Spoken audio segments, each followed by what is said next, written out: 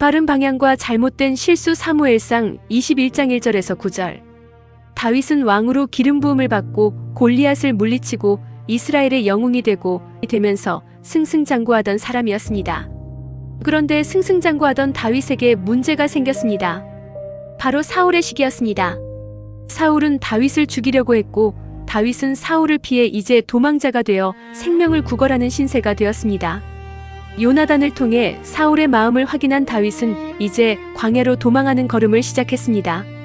그리고 이제 다윗은 놉 땅으로 갑니다. 놉은 이스라엘의 제사장이 사는 곳이고 성막이 있는 곳이었습니다. 다윗이 놉으로 간 것은 방향은 맞았습니다. 하나님이 계신 곳으로 방향을 잘 잡은 것입니다. 이미 다윗은 하나님의 선지자 사무엘이 있던 라마나요스로 피신한 경험이 있었습니다. 어려움이 있을 때 하나님께로 피했던 것처럼 이번에도 하나님께로 피한 것입니다. 우리도 인생이 문제가 있을 때 하나님께로 가는 것입니다. 예배당으로 가고 기도의 자리로 가는 것입니다. 인생을 살다 보면 도망해야 할 때도 있고 실패할 때도 있고 위기의 시대를 만날 때도 있습니다. 그런데 중요한 것은 방향입니다. 문제와 위기의 때에 하나님께로 가는 방향은 맞아야 합니다. 그런데 다윗이 하나님께로 방향을 잘 잡았지만 다윗에게는 문제가 있었습니다. 다윗이 놉에 가서 제사장 아히멜렉에게 이르니 아히멜렉이 떨며 다윗을 영접하여 그에게 이르되 어찌하여 내가 홀로 있고 함께하는 자가 아무도 없느냐. 다윗은 기도의 영성을 가진 사람입니다. 지금은 위기의 때입니다.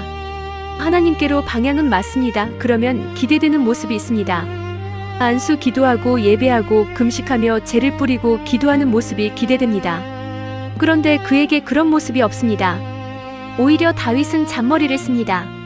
왕이 내게 일을 명령하고 내가 너를 보내는 것과 내게 명령한 일은 아무것도 사람에게 알리지 말라 하시기로. 다윗은 자신을 마치 왕의 밀사처럼 위장합니다. 거짓말로 위기를 극복하려고 한 것입니다. 하나님께 의지하기보다 인간적인 방법을 사용한 것입니다. 그리고 다윗은 제사장에게 묻습니다. 당신 수중에 뭐가 있나요? 하나님께 물어야 할 곳에서 제사장에게 묻고 있습니다. 기도원에 가서 기도하지 않고 고기 구워 먹다가 왔다는 말처럼 방향은 맞는데 내용이 없는 것입니다. 방향이 옳다면 그 방향은 내용으로 채워져야 합니다. 겉으로 신앙은 좋은데 방향은 맞는데 내용이 없는 것입니다. 인간적인 술수와 거짓말로 위기를 해결하려고 합니다. 놉에서 할 일은 기도로 채우는 것이었습니다. 하나님께 피하는 방향은 맞았지만 그 방향에 하나님을 의지하는 내용이 채워져야 했습니다. 그리고 놉에서 다윗은 떡을 구합니다. 육적인 배고픔은 영적인 가치로 옮겨가야 합니다. 제사장이 다윗에게 말합니다. 보통 떡은 내 수중에 없으나 거룩한 떡은 있나니. 그곳에는 12개의 떡 곧 진설병이 있었습니다. 여기에서 우리에게 주는 메시지가 있습니다. 육적 배고픔이 영적 공급으로 넘어가야 합니다. 위기는 문제만 해결되면 끝나는 것이 아닙니다.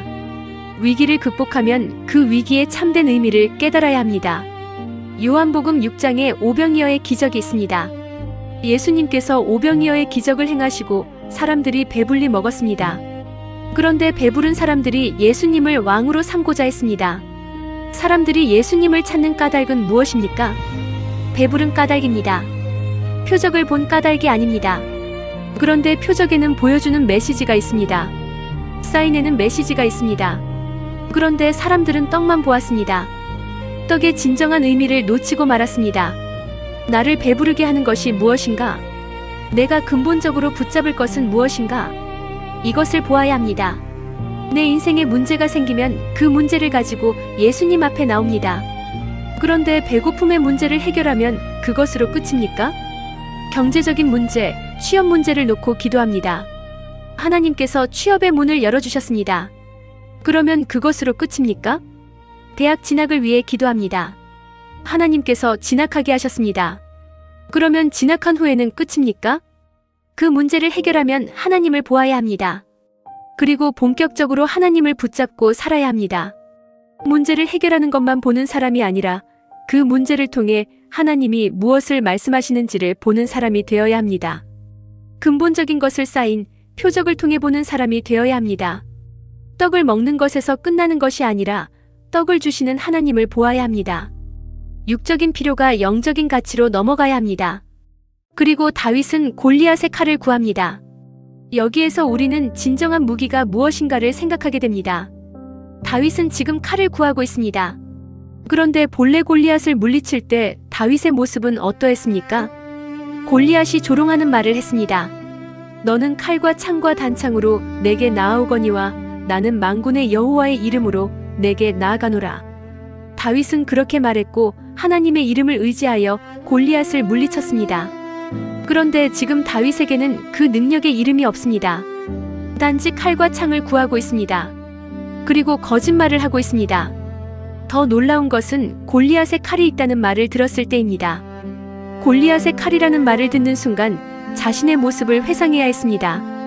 나는 칼과 단창을 의지하지 않고 만군의 여호와의 이름으로 살아간다는 사실을 깨달았어야 했습니다.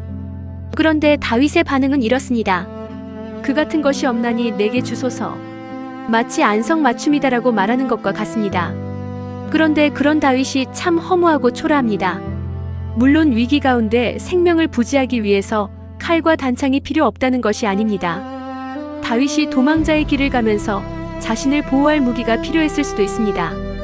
그러나 녹당에서 중요한 것은 무기의 문제가 아니라 다윗이 근본적으로 무엇을 의지하고 있는가 하는 문제입니다. 녹당이 중요한 이유가 여기에 있습니다. 다윗은 라마나옅에서 하나님께 피하였듯이 지금 본격적인 도망자의 길에서 녹당에 왔습니다. 이제 자신의 삶의 태도가 어디로 가고 있는지를 근본적으로 물어야 하는 자리입니다. 그리고 하나님께서는 그것을 확인시켜 주시는 자리입니다. 근본적으로 무엇을 의지하느냐? 이것이 시험입니다. 하나님을 의지한다면 그 방향의 고백은 구체적으로 나타나야 합니다. 칼이 아닌 하나님을 의지해야 합니다. 임시방편이 아닌 진실무망한 삶의 태도로 살아가야 합니다. 베드로와 요한이 성전 미문에서 앉은뱅이를 만났을 때 이렇게 말합니다. 은과 금은 내게 없거니와 내게 있는 이것을 내게 주노니 곧 나사렛 예수 그리스도의 이름으로 일어나 걸으라. 은과 금이 없었습니다. 그러나 그들에게는 예수의 이름이 있었습니다. 하나님께서 때로 우리가 의지할 수 있는 은과 금을 거두시는 이유가 있습니다. 진짜 무기를 붙들라는 것입니다. 없는 것, 칼과 창을 붙드는 것이 아니라 기도하며 하나님의 이름을 붙들어야 합니다. 진짜 무기를 붙들어야 합니다. 내가 근본적으로 무기 삼을 것은 무엇입니까? 칼이 아니라 하나님의 이름입니다. 내가 붙들어야 할 것은 예수의 이름입니다. 하나님의 이름이 나의 무기입니다. 높은 기도의 자리였습니다. 문제가 있을 때 하나님께로 방향을 잡아야 합니다. 그러나 방향만 맞는 것으로 끝나서는 안 됩니다. 그 방향은 기도로 채워져야 합니다. 떡은 경제적 어려움을 영적 가치로 옮기라는 메시지를 줍니다. 문제가 해결되는 것에서 끝나는 것이 아니라 문제를 통해 하나님을 보아야 합니다. 그리고 골리앗의 칼은 진정한 무기가 무엇인지를 묻습니다. 칼과 창이 아니라 하나님의 이름을 붙들어야 합니다. 나는 근본적으로 무엇을 무기로 삼고 살아가는가? 진짜 무기는 칼이 아니라 하나님의 이름입니다. 진짜 무기를 붙들어야 합니다. 없는 것, 칼과 창이 아니라 하나님의 이름을 붙들어야 합니다. 내 무기는 하나님의 이름이고 예수의 이름입니다.